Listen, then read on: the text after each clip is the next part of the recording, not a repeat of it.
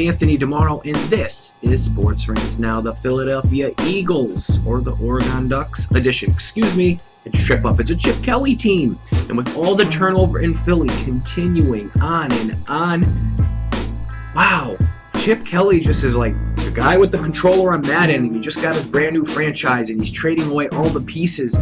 So you either love it or you hate it, but if you're an Eagles fan, I guess you gotta love it.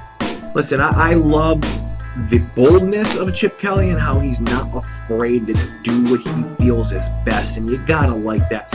A lot of coaches are very calculated and plotting. Chip Kelly is like, nope, doesn't work, I'm getting out of it. And there's a lot of articles, a lot of content out there on the internet airwaves, and social media that show the turnover since Chip Kelly got there into now, what that roster looks like. This is very interesting. And one of the biggest trades in the offseason, in fact, two of the biggest trades in the offseason, the Eagles were a part of. But the first one is what I really want to focus on. Now, they trade LaShawn McCoy to the Bills for Kiko Alonso. And I'm going to tell you, on paper, I thought the Eagles won this trade.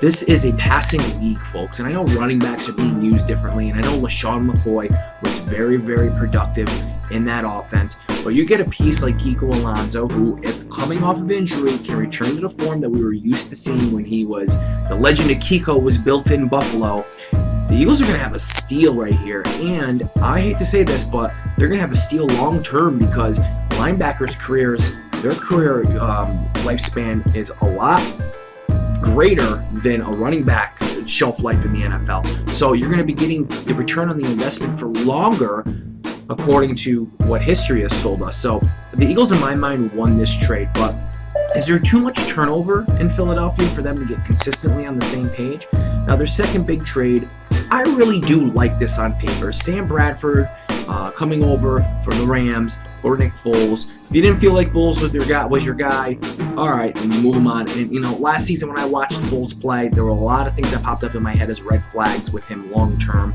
And Sam Bradford, aside from the injuries, which seems to be what everyone wants to go to when they're telling their latest NFL joke in relations to the Eagles' new quarterback, he can be the type of person that can work really well with this offense, and historically has proven that he can work in similar offenses just like this. And I think it's going to be a huge year for Sam Bradford. A, he's going to stay healthy. B, I think he's going to have a Pro Bowl-esque season. I'm not saying he's going to go to a Pro Bowl, but I'm saying he's going to have a Pro Bowl-esque season. The defense, I like what they're doing, their linebacking core. The secondary, I got a little bit of a question mark on, but the linebackers should have a very, very productive year. I think Kiko Alonso is going to explode for the Eagles. I think that dude's going to have not only a Pro Bowl year, but make the Pro Bowl. So watch Kiko Alonso here. Michael Kendricks I like too. This is going to be, Kendricks is going to have a huge year as well. So, be on the lookout for the Eagles. Now, where do they finish? Now, they're in the NFC East. I don't see them overtaking the Cowboys. I know DeMarco Murray's in Philly now. That should help. That Ryan Matt. They got every running back who has been productive in the NFL on their roster. They have options.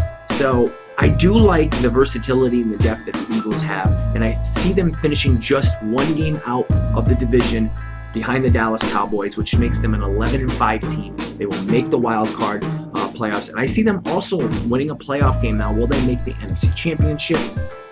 They're the type of team, I like the Eagles if they're on a streak going into the playoffs. If they're on a 2-game or 3-game winning streak, I really like the Eagles. I feel like if they're the team, like, I compare them to kind of like the New York Giants a couple of years ago, where the Giants would go on these runs at the end of the year and then go right into the Super Bowl and win. So I kind of think the Eagles are in the same kind of pool right there. They can catch a little lightning in a bottle at the end of the year, and they can carry some momentum. This is the type of team to watch in the playoffs. But as far as I'm concerned, I'm marking them as an 11-5 team, and the Eagles should see a playoff victory, at least one, this year in 2015. I'm Anthony DiMoro. This has been Sports Rants Now, and I'll catch you on the flip side.